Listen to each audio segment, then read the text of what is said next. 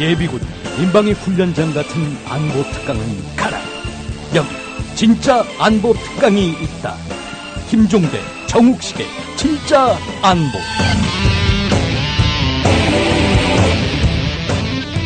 네, 진짜 안보 5월 7일 방송 시작하겠습니다. 저는 진행을 맡고 있는 평화네트워크의 정욱식입니다.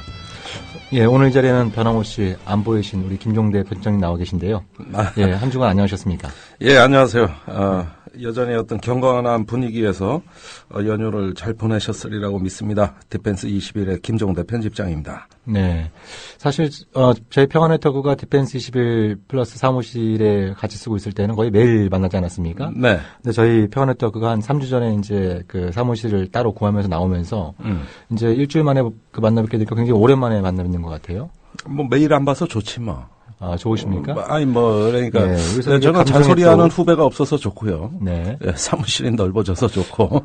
저는 뭐 조언을 해주시는 선배가 안 계셔서 조금 섭섭한 감정이 있습니다만, 요새 또 감정의 엇갈림이 있는 것 같습니다. 네. 네네. 안타깝게도 지금 세월호 참사가 3주째를 맞이하고 있어요. 아, 네. 그렇죠. 네. 네. 그래서 기적을 바라는 국민들의 염원은 변함이 없습니다만, 이 들려오는 소식은 계속 해경을 비롯한 어떤 정부의 총체적인 부실, 적인 대응 네. 이런 부분들이 계속 확인되는 것 같아서 굉장히 좀 안타깝고요. 네. 또 뭐 최근 들어서는 이게 뭐 제2의 촛불 사태로 번지는 걸 두려워하는 네. 뭐 이런 어떤 목소리가 들리면서 이걸 좀 어떻게 하면 그 박근혜 정부에 향하고 있는 그 비판의 칼날을 갖다 좀 더디게 할 수 있을까, 부디게 할 수 있을까 이런 쪽에 또 정부나 보수 언론의 또 움직임들도 보이고 있어요. 네, 언론의 논조가 특히 보수지가 이제 그런 쪽으로 가면서 점차 이 문제가 정치화되는 양상을 보여 매우 우려스럽습니다. 아무래도 선거를 앞두고 있다는 또 상황의 특수성, 네. 거기에다가 전대미문의 위기를 맞이한 어떤 정치 권력. 네. 예, 이런 위기가 없었죠. 네. 예, 이런 어떤 것들이 겹치면서 구조와 수습에는 대단히 그 부실하고 무능했던 정부가 자기들의 안보를 위해선 대단히 유능하고 효과적인 차단책을 구사하는 것 같아서 너무 좀 비교가 되고, 이런 어떤 어떤 정권 안보가 좀, 구조와 수습에서도 그 기민함이 발휘됐으면 얼마나 좋았을까. 이런 생각을 하면서 안타까움을 금할 수 없습니다. 네. 그러니까 뭐 일부 언론이나 정부에서는 뭐 세월호 참사를 정치적으로 이용하려고 하는 세력이 있지 않느냐 이런 네. 얘기들을 하고 있습니다만 이 세월호 참사에서 거듭 확인되는 것은 문제는 정치에 있다라고 하는 것을 다시 한번 보여주고 있지 않습니까? 네. 그 문제의 정치를 비판하는 것마저 이걸 또 정치적으로 해석하고 또 곡해하려고 하는 이런 움직임들이 상당히 좀 우려스러운데요. 네. 진짜 안보에서 또 이 문제를 좀 짚어보는 그런 시간을 갖도록 하겠습니다. 네.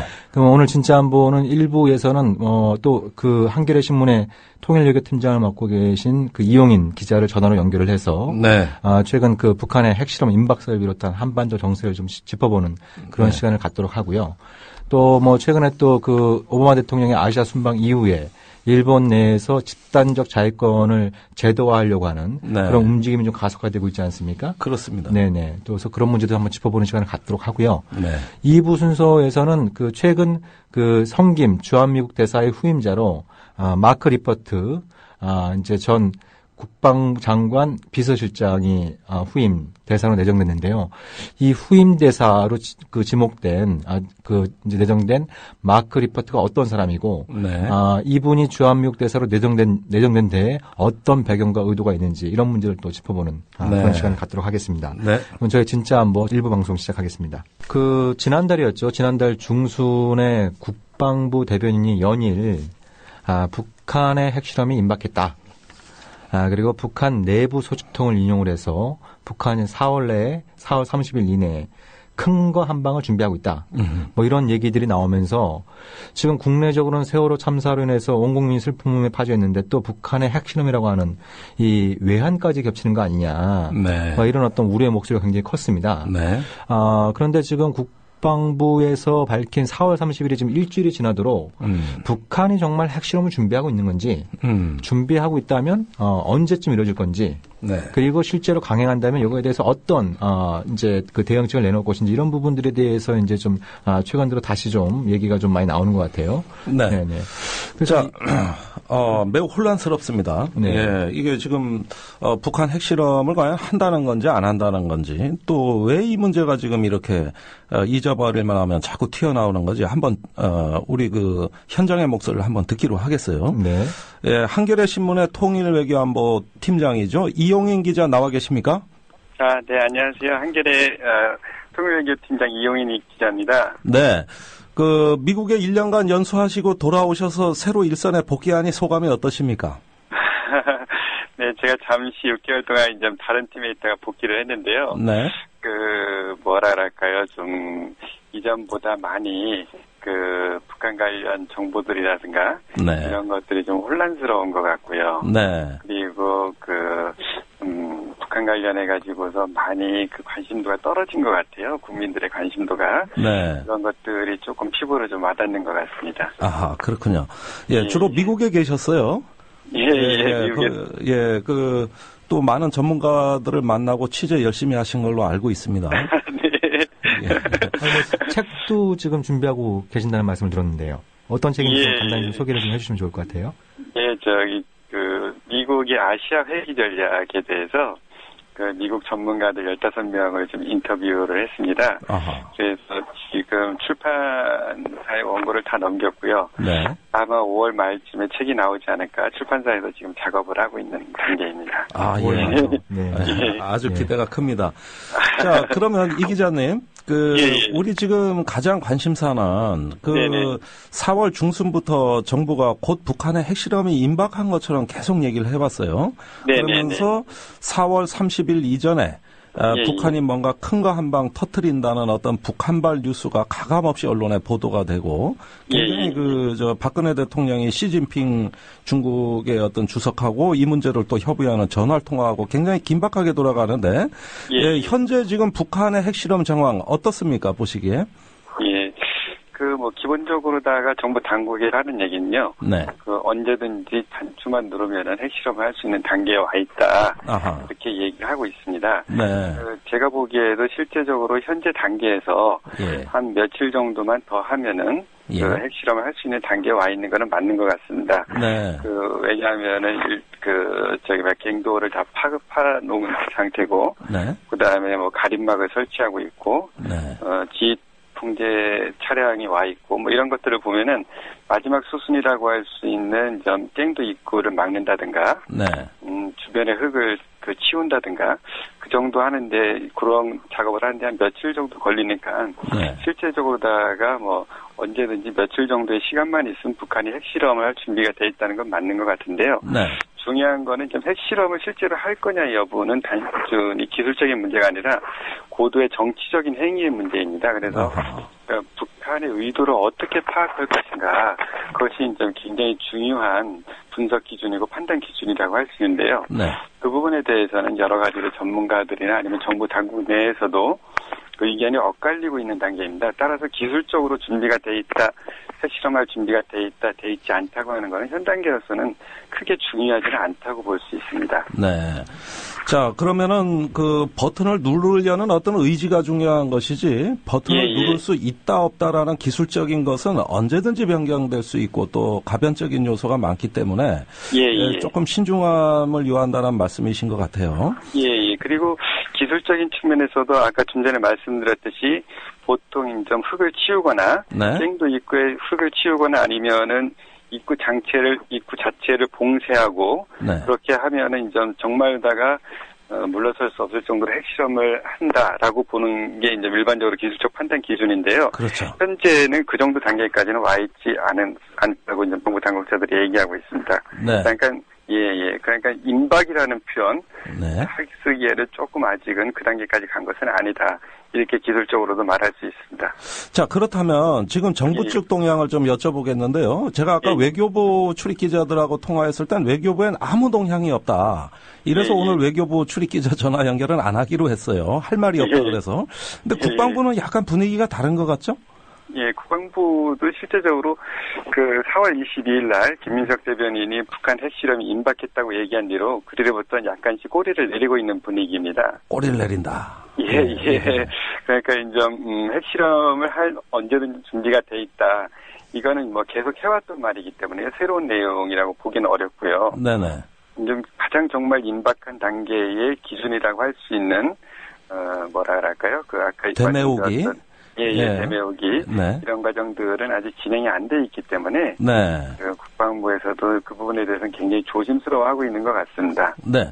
그런데 원래 그 4월 중순에 그 뭔가 이제 국방부가 그 북한의 핵실험이 임박했다고 얘기를 하면서 아마 21일경부터 국방부의 상시 TF가 가동된 것 같고요. 네네. 그러면서 빠르면은 오바마 대통령이 방한을 하는 25일쯤에 터뜨린다. 이제 이런 보도도 나왔고요. 그런가 하면은 또 한 보수 언론에서는 핵실험만 하는 게 아니라 중장거리 미사일도 같이 발사한다. 여기에다 한술 더 떠가지고 서해 그 해안포 사격을 했듯이 어떤 국지 도발도 감행할 우려가 있다. 그러니까 북한이 도발적인 행동을 우리가 상상할 수 있는 건 마치 다 할 것처럼 이렇게 지금까지 얘기를 해왔단 말이죠. 네네네. 네, 그것이 좀 어떻게 평가하십니까?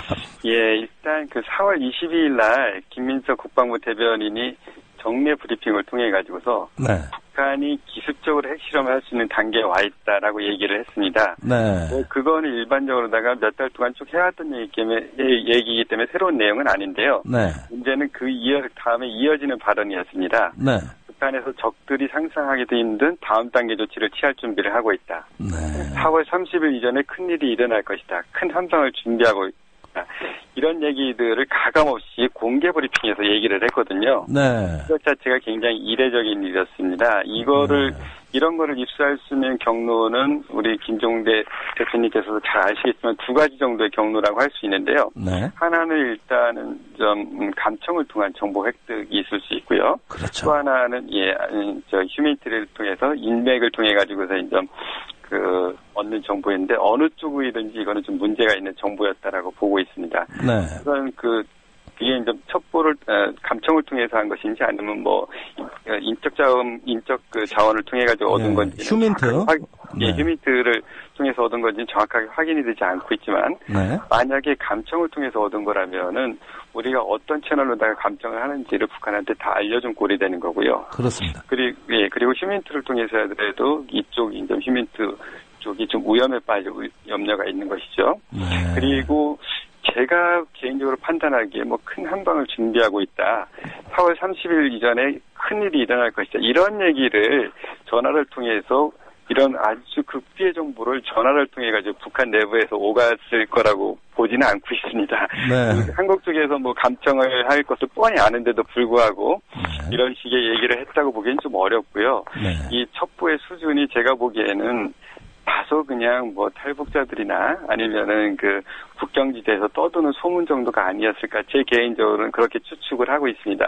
어쨌든 어느 경우든 신뢰도가 굉장히 떨어지는 정보를 공개 브리핑에서 했다는 거는 좀 문제가 있지 않나, 다른 의도가 있지 않나 이렇게 해석할 수 있는 부분이라고 할 수 있습니다. 네, 그러니까 이건 제가 구체적으로 한 언론을 아예 지목해야 되겠는데 동아일보에서 북한의 최고 권력층이 큰 거 한 방 터뜨린다는 얘기를 아예 따옴표까지 넣어가지고 직접 들은 것처럼 보도를 했어요. 그 다음에 이제 국방부의 여러 출입 기자들이 물으니까 그 첩보가 맞다.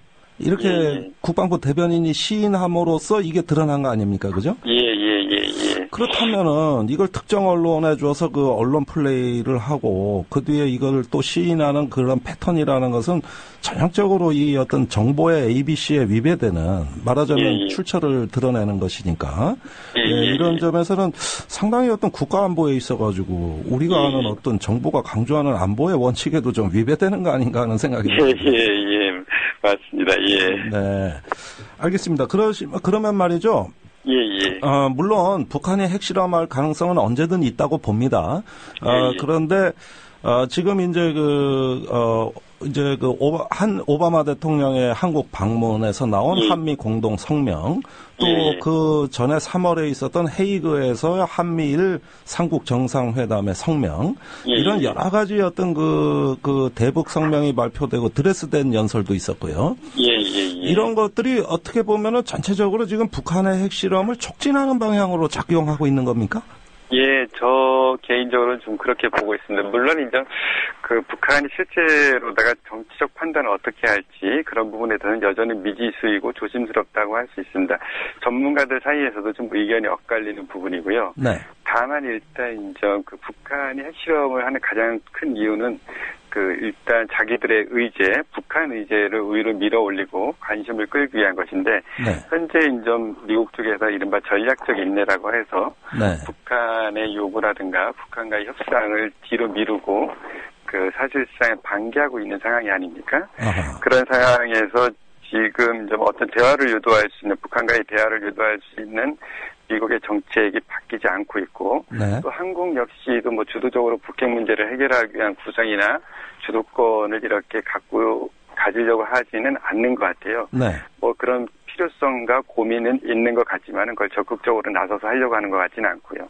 이런 상황에서 북한이 쓸 수 있는 카드는 사실 많지는 않다고 보고 있습니다. 그 카드 중에 이제 가장 큰 것이 핵실험이라고 할 수 있고요. 자신들의 의제를 끌어올리기 위해서 그런 면에서 인정 한미일 정상회담이나 아니면 오바마 대통령 방한 때 한미 공동성명이나 기자회견에서 밝힌 내용을 보면은 사실상 북한을 대화의장으로 끌어내기 위한 어떤 인센티브라 그럴까요? 그런 것들이 전혀 제시되지 않고 있는 상황입니다. 그런 의미에서 북한은 지금 상당히 고민스러운 상황에 빠져 있지 않을까 하는 생각이 들고 있습니다. 다만 북한의 인정 핵실험이 조금 북한도 상당히 고민을 할 것이다라고 얘기하는 전문가들은 인정 중국의 힘을 얘기하고 있습니다. 중국의 시진핑 체제가 이전과 달리 북한에 대해서 조금 더 인정 강도 높은 그런 제재를 할 가능성이 높고 북한에 대해서 좀 압박을 좀 많이 하는 상황에서 북한이 미국이 아니라 중국을 의식해서 실험에 대해서 조금 더 유보적이고 신중하지 않을까 이렇게 얘기하는 전문가들도 있습니다.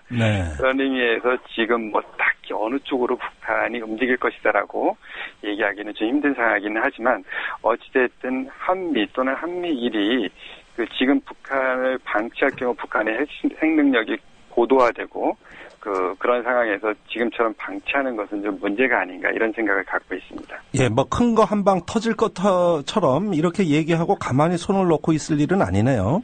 예, 그렇습니다. 예.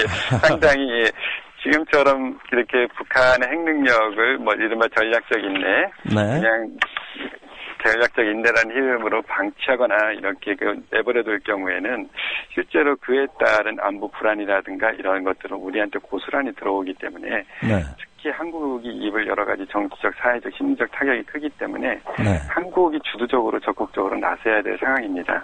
자, 불과 얼마 전까지 통일 대박을 얘기했던 정부입니다. 예. 그런데 이런 어떤 안보 문제 또 북한의 도발 위협이 계속 부각되는 동안에 그건 어디로 증발해 버렸어요. 어디로 가버리고 없습니다, 지금. 그런데 이런 아무런 인센티브를 제공 안 하는데 왜 통일 대박 얘기를 해서 상황이 이렇게 또 악화되고 꼬이는지 참 안타깝습니다. 우리 팀장을 맡으신 지 그렇게 오래되지 않으셨는데요. 예. 얼마 안 됐습니다. 3월 말부터, 4월 초부터니까 대략 한 달 정도 됐습니다. 또 저하고는 또 개인적으로 모르시는 분도 아니니까 앞으로 국민TV 많이 성원해 주시고 저희가 출연 요청했을 때 거절하지 마십시오. 제가 말주변이 없어가지고. 별 말씀이에요. 올 말에 책 나오면은 전화 인터뷰가 아니라 스튜디오로 직접 모시겠습니다. 아이고, 고맙습니다. 네, 오늘 말씀 여기까지 듣겠습니다. 감사합니다. 네, 고맙습니다. 고맙습니다.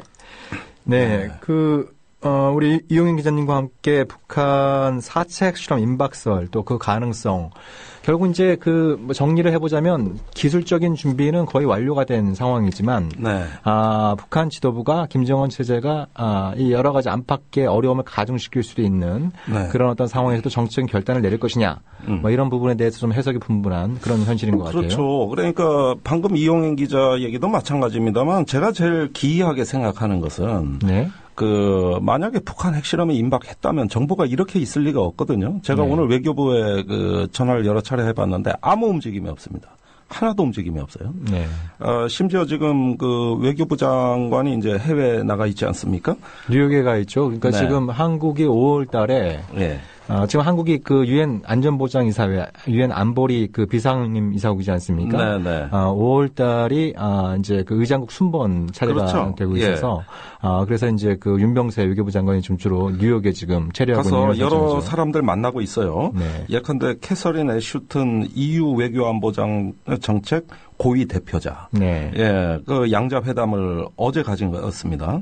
5일 날 가졌습니다. 그런데 공동 기자회견을 했거든요. 네. 그런데 기자회견 내 북한 핵실험 얘기가 없었다고요. 네. 전혀 없었는데 그 뒤에 이제 브리핑이 끝나고 기자 일문일답할 때 북한 핵실험에 대한 질문이 있었어요. 네. 그러면 북한이 핵실험하면 어떡할 겁니까? 이게 질문 내용입니다. 네. 그러면 당연히 대한민국 외교부 장관은 강력히 대응하겠습니다. 이렇게 얘기할 거 아닙니까? 그런데 다음날 신문, 특히 오늘 보수지에 보면은 윤병세 장관이 북한 핵실험에 강력 대응하기로 했다. 네. 예, 이런 어떤 보도를 위에 헤드라인을 뽑습니다. 그런데 이거는 공식 브리핑 내용에도 없던 내용이에요. 네. 그냥 기자가 일문일답을 통해 가지고 멘트를 딴 겁니다. 네. 이런 식으로 해서 마치 외교부가 지금 어떤 북한 핵실험에 대해 긴박한 대응 외교를 하는 것으로 국민들은 알기가 쉬운데 네. 실제 외교부에 확인해 보면 그런 거 전혀 없다고 얘기하고 있어요. 그렇죠. 그러면서 외교부에 지금 대책회의도 없습니다. 네. 그러면 지금 이 말이 어디서 다 나오는 거냐? 정부 차원에서는 분명히 컨트롤 타워도 안 보이고 우리가 이런 어떤 긴박한 흐름이 없는데 국방부에서 다 나오고 있어요. 국방부는 이미 지금 상시 24시간 대응 체제로 전환이 됐다. 24시간 대응 TF를 만들었다 하면서 계속 새로운 뉴스거리를 만들어내고 있단 말이죠. 그러니까 이런 걸 보면 굉장히 독주하고 있다는 인상을 지울 수가 없는 것이 북한의 핵 문제는 사실 국방부 사안만이 아닙니다. 그렇죠. 그건 범정부적인 사안이에요. 네, 그렇습니다. 외교 통일 국방 다 달라붙어야 돼요. 네.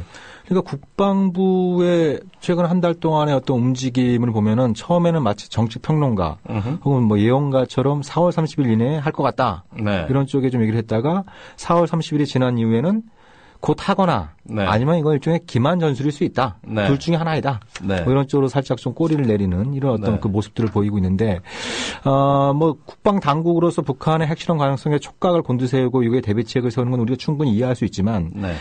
객관적인 정보나 또 미국과의 어떤 정보 판단에서 약간 큰 차이를 감수하면서까지 국방부가 이렇게 앞서서 자꾸 핵실험 가능성을 유포하고 다니는 것은 좀 이렇게 적절치 않은 그런 언행이 아닌가 그렇죠. 싶습니다. 보다 정부 차원에서 융합이 되고 이렇게 조정된 정보를 우리는 듣고 싶습니다. 네. 어떤 한 특정한 부처의 그 집단의 편견에서만 나올 수 있는 이런 어떤 견해가 언론과 이 어떤 남북 관계를 좌우한다는 건 대단히 위험스러운 현상이에요. 네. 지난 4월 초에 무인기 사건의 경우에 보면 이때는 또 거꾸로 돼 있습니다. 네. 국정원이 다 주도하고 국방부는 아무것도 몰랐어요. 네, 그렇죠. 네, 국정원이 모든 걸 다 주도했습니다. 네. 심지어 언론의 조선일보에 청와대를 찍은 사진이 보도될 때까지도 네. 국방부 장관 아무것도 보고 몰랐다. 못 받았다고 국회 가서 얘기했습니다. 그렇죠. 네. 자, 이래서 물먹은 국방부예요. 네. 뒤통수를 맞았다고 자기들이 얘기했어요. 누가?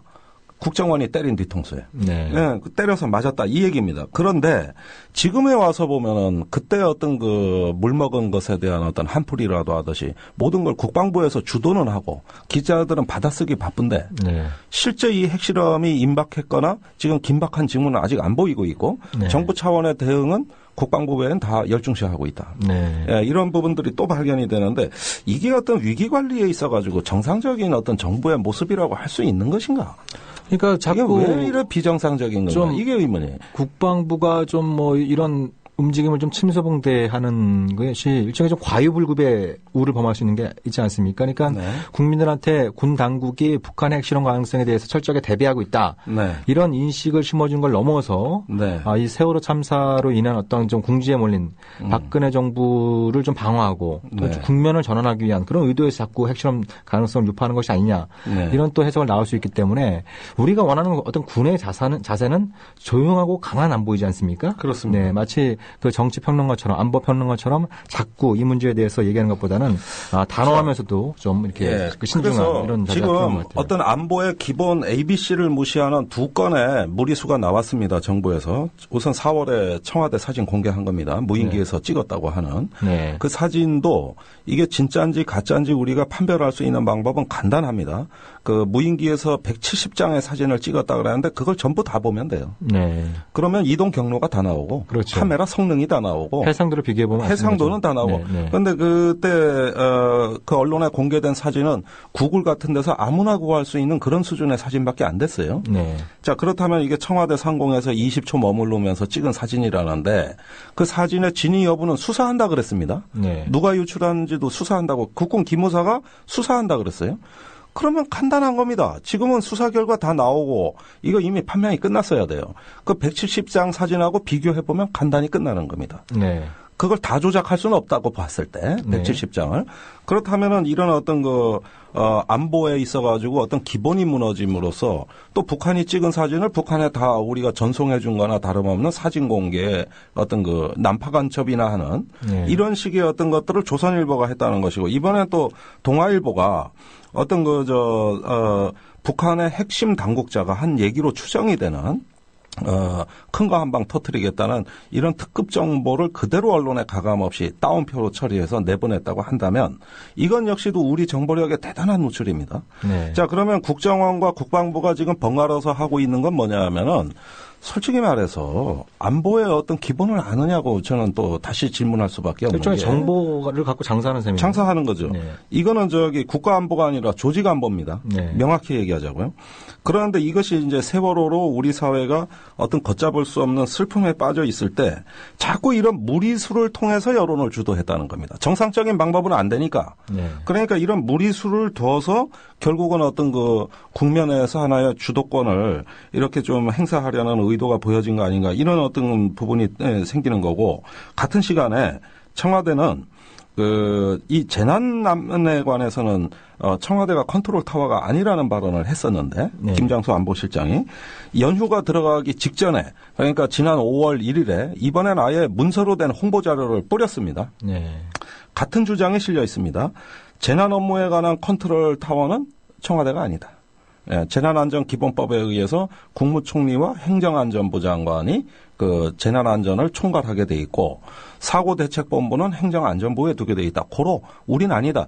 이 얘기를 저번엔 구두로 해가지고 굉장히 많은 비판을 받았는데 이번엔 아예 문서로 작성해가지고 5월 1일 날 이걸 전원 언론사에 보냅니다. 그렇죠. 예, 그렇게 돼서 도대체 지금 청와대가 자신들에 대한 어떤 비판을 다 차단한다는 의미의 위기관리. 네. 그러니까 구조와 수습에 국민을 챙기는 네. 이런 위기관리가 아니라 자기들 스스로를 보호하고 이 어떤 위신을 방어하겠다는 이런 의미의 위기관리는 너무나 신속하고 효과적이고 기민하게 이루어지고 있어요.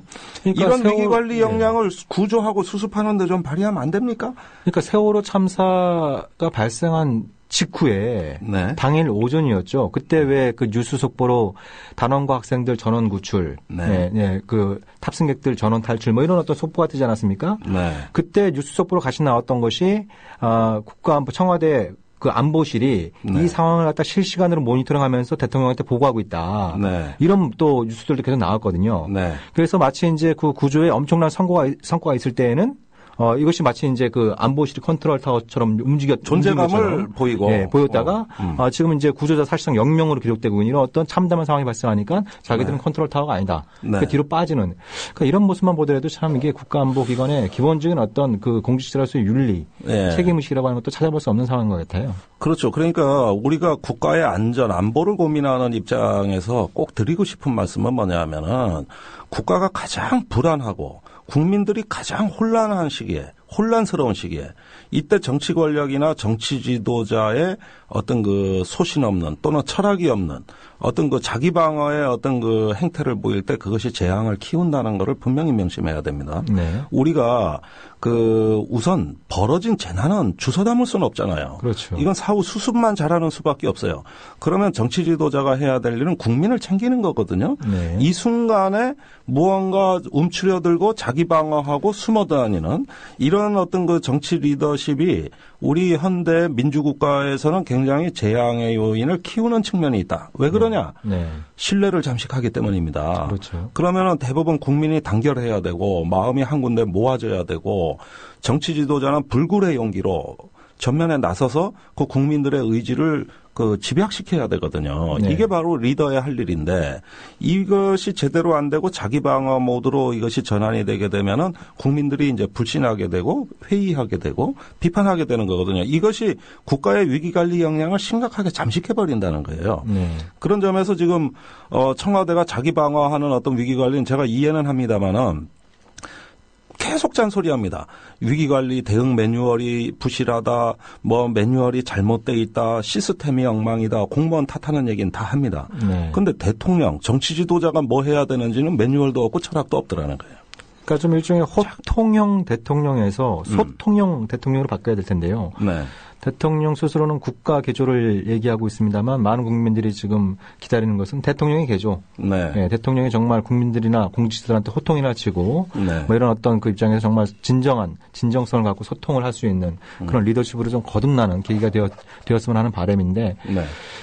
이게 참 뭐 지금까지 보여준 모습들은 그런 바람과는 상당히 거리가 먼 것 같아요. 그렇습니다. 여전히 이 세월호 사건을 기존의 어떤 북한으로부터의 위협, 즉 군사안보의 패러다임으로 관리하려는 듯한 이런 어떤 그 징후가 있습니다. 예컨대 지금 교육청을 시켜가지고 그 페이스북에 대통령을 비난하는 글을 올린 교사를 조사하고 있습니다. 네. 곧 징계가 있을 것 같아요. 네. 그다음에 학생들도 조사했습니다. 네. 네, 이거는 학교장을 시키고 교육청을 동원해가지고 그 페이스북 계정을 삭제한다든가 어떤 다른 어떤 그 조치를 취하게 함으로써 외부로 차단을 또 막았습니다. 네. 그다음에 보수 언론이 동원돼가지고 그 추모 시위대의 어떤 허점을 잡아내기 시작합니다. 네. 왜 추모 시위대 왜 유가족 한 명도 없냐?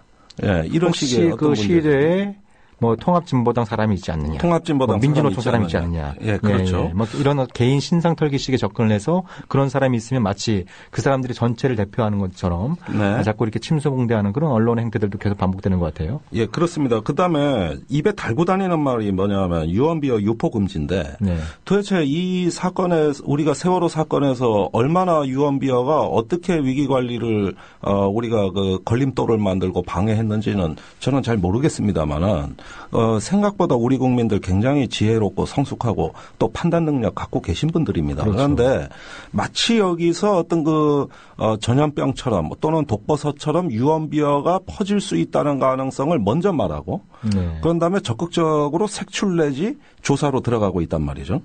자, 그러면 이거는 어떤 국민의 수준, 어떤 그 국민 스스로 자율적으로 이거를 조정할 수 있는 어떤 그 국민의 스스로의 자기 보고, 자기 치유, 자기 조정 능력을 불신한다는 얘기인데, 네. 예, 그래서 잡은 게 또 뭐냐 하면은 주로 10대들이에요. 네.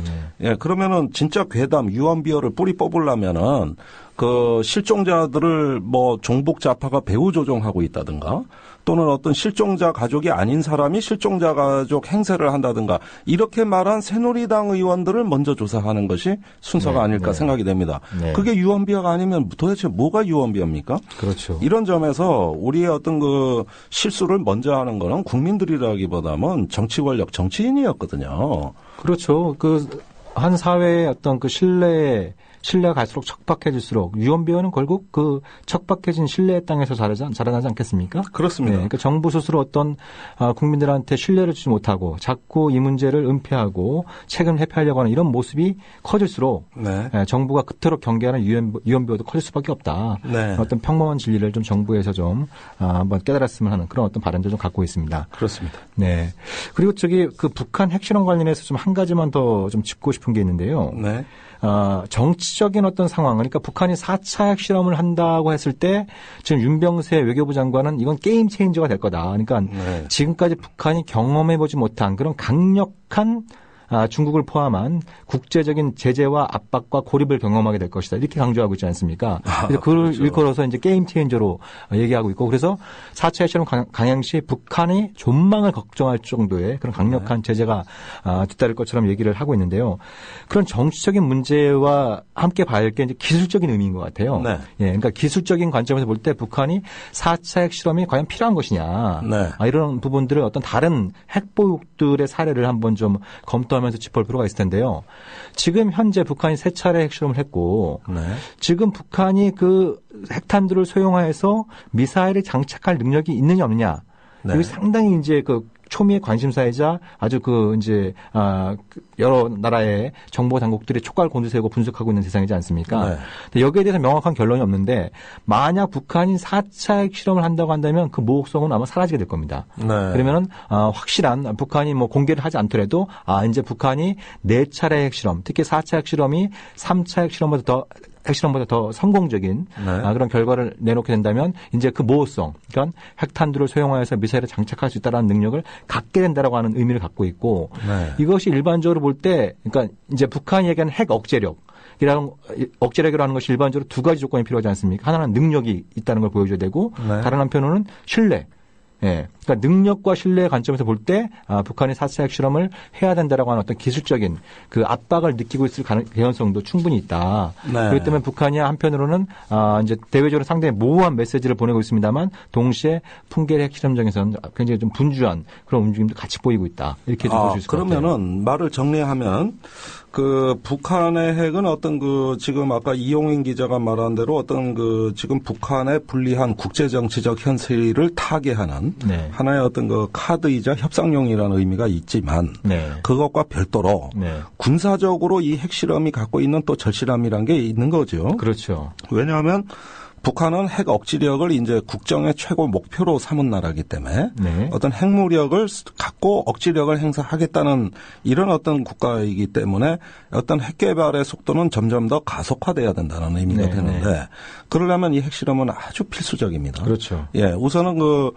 플루토늄을 탄두에 둘러싼 고폭탄이 폭발을 해서 어느 만한 힘으로 작용해야 이것이 내장된 중앙에 있는 플루토늄이 효과적으로 이것이 폭발할 수 있느냐 이런 어떤 무기화의 중요한 데이터 확보라는 점이 있을 거고 우라늄 농축이라고 한다면 이것은 플루토늄보다 그 뒤에 시도된 거기 때문에 이건 역시도 적절한 우라늄 덩어리의 어떤 충돌의 기술을 확보함으로써 이제는 플루토늄뿐만 아니라 지금 재처리하고 농축하고 있는 우라늄도 무기화가 됨으로써 대외적으로는 어떤 핵무력의 과시라는 점에서 굉장히 중요한 실험 이게 되겠습니다. 네네, 그렇죠. 그러니까 다른 핵보육들도 보면은 뭐 미국이나 소련, 영국, 프랑스, 중국 이런 나라들은 말할 필요가 없고요. 인도하고 파키스탄도 1998년에 여러 번의 핵실험을 동시다발적으로 진행을 했습니다. 그렇죠. 한 8번인가 됐어요.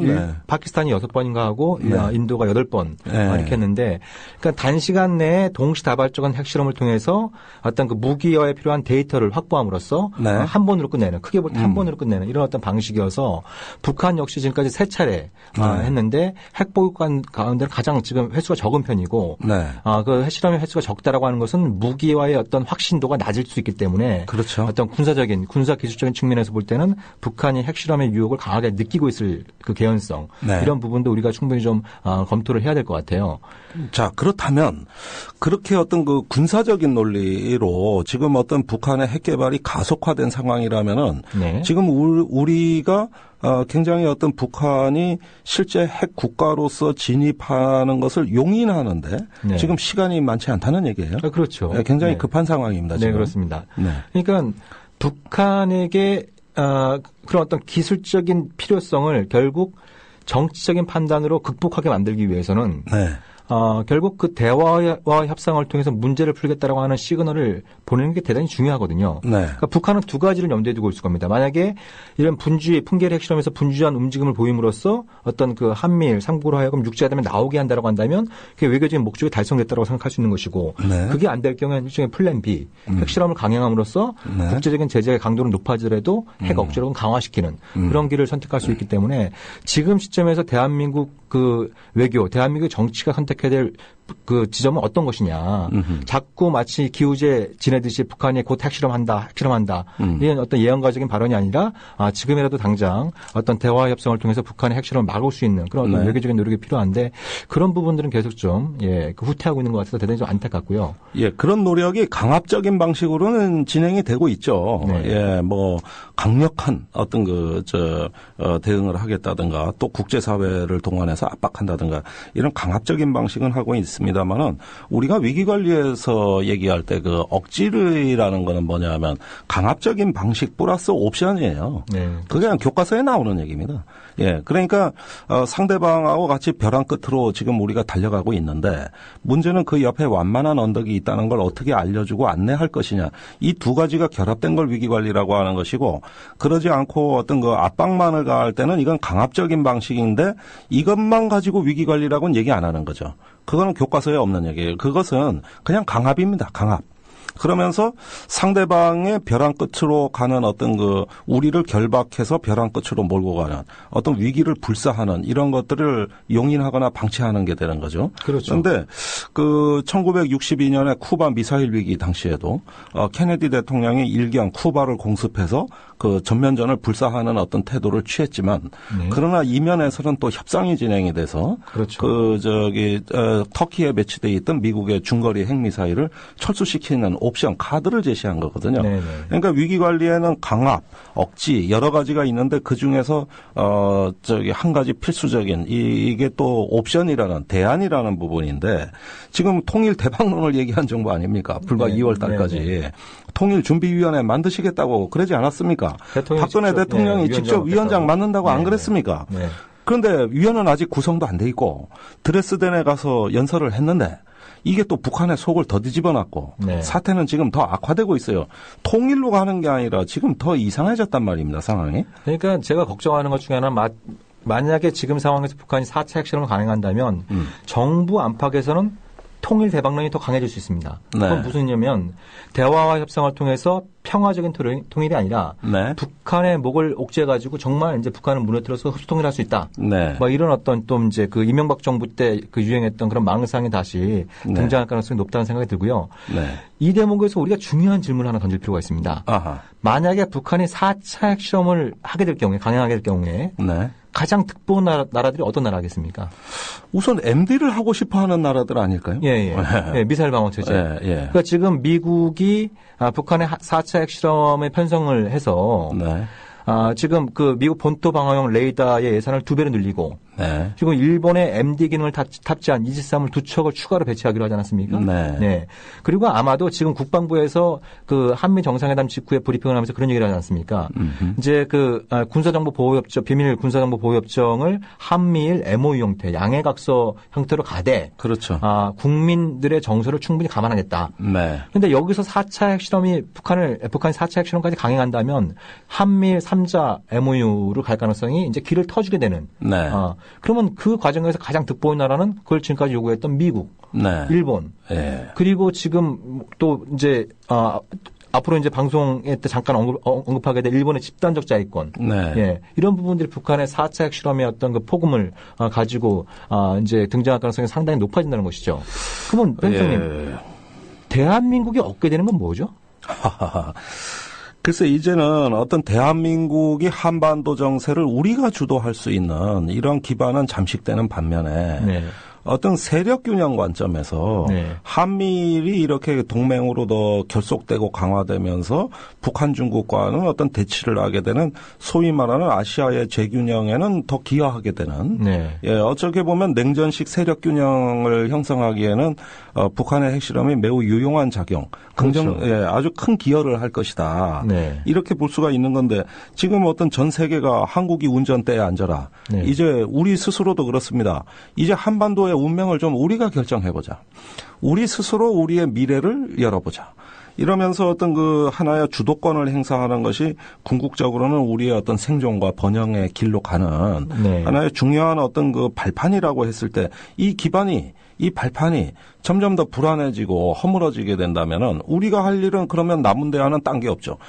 그렇게 주도권을 행사 못하면 미국 바지가랭이 붙들고 일본에 가서 머리 조아리고 정보협정 맺어주고 네. 그러면서 일본 자위대 군사 활동의 범위를 넓히는데 적극 지지하고 환영하고 네. 해상 군사 훈련 열심히 하고 값비싼 요격 미사일 사고 그러면서 미국의 MD 시스템을 전폭적으로 받아들이는 이거 외에 무슨 대안이 있습니까? 그러니까 그걸 통해서 얻는 게 도대체 뭐가 있는지. 예. 최근에 유럽에서 이제 그 우크라이나 사태가 새로운 국면에 접어들고 있지 않습니까? 네. 크림반도가 러시아의 병합된 데에 의해서 지금 우크라이나가 그 분단되는 게 아니냐. 네. 서우크라이나, 동우크라이나로 분단되는 것이 아니냐. 이런 어떤 우려까지 나오고 있는데 네. 이것이 크게 볼 때 어떤 그 유럽에서 이 냉전 질서, 지금 pen 총리께서 말씀하셨던 군사력을 앞세운 어떤 그 세력 규형론이 다시 등장하면서 네. 지금 그 불똥이 우크라이나로 튄 거 아닙니까? 네. 그러면 지금 동아시아의 그와 유사한 지역이 바로 한반도인 그렇죠. 상황에서 네. 그런 어떤 그 냉전 질서형 질서가 이 퇴행전 질서가 복원되고 그게 악화될 경우에 결국 가장 큰 피해를 당하는 사람들은 한반도의 주민들이고 네. 이것이 정말 평화적인 통일은 정말 영영 물 건너가게 되는 네. 이런 상황이 초래될 수 있는데 지금 박근혜 정부가 좀 취하는 자세를 볼 때는 그런 상황들을 자꾸 자초하고 있는 것이 아닌가 하는 아니 그런데 그런 뭘 믿고 통일대박론 얘기한 거예요. 올해 2월까지 그죠? 네. 그다음에 외국 나가서 북한에 대해서 무슨 연설하고 그 대북 3원칙 제시하고 네. 아니 그러면 뭘 믿고 일한 거냐 도대체 이 정부가. 그 한 가지 좀 물어봅시다. 그 옛날에 김대중 대통령의 베를린 선언하고 네. 박근혜 대통령의 드레스덴 연설하고 네. 예, 지금 결과는 거꾸로 나오고 있는데 그렇죠. 가장 큰 차이가 뭡니까 이게? 가장 큰 차이는 일단 뭐 이게 어떤 실무적인 차원의 문제일 수 있겠습니다만 네. 김대중 대통령이 베를린에서 어떤 대북 제안을 담은 선언을 할 때는 북한에 사전 통보를 했습니다. 이러이러한 내용으로 통보할 것이고 대통령의 연설 이후에 우리가 후속 조치를 제안하겠다. 그러니까 쉽게 말씀드리면 북한하고 소통 과정을 통해서 베를린 선언이 나왔던 것이고요. 박근혜 정부에서는 그런 어떤 사전 조치 작업들은 전혀 없었고, 네. 연설문 내용도 북한의 속을 잔뜩 뒤집어 놓은 다음에 북이 핵을 포기하면 이러이러한 것들을 하자. 선 핵폐기론에 서 있고 그리고 동시에 사상 최대 규모의 한미 합동 그 상륙작전인 쌍용 훈련을 포항 앞바다에 실시하고 네. 네. 후속 조치는 없는 것이고 네. 뭐 이런 그런 어떤 그 두 개의 맥락을 비교해 보면 비교한다는 것 자체가 좀 민망할 정도로 명칭은 유사합니다만 또 네. 공교롭게도 독일 땅에서 그런 선언이 나왔습니다만 실질적인 과정이나 내용이나 결과를 볼 때는 굉장히 큰 차이가 날 수밖에 없었던 거죠. 네. 그리고 박근혜 대통령은 그 드레스덴 연설하고 상당히 박수를 받았다기보다는 독일 언론에서 비난을 받았고. 그렇죠. 네. 독일 출신 유명한 한반도 전문가가 자기가 들어본 최악의 연설 중에 하나였다. 이렇게 평을 했죠. 예. 네네. 자, 그런데도 이것이 마치 어떤 우리한테 어떤 북한을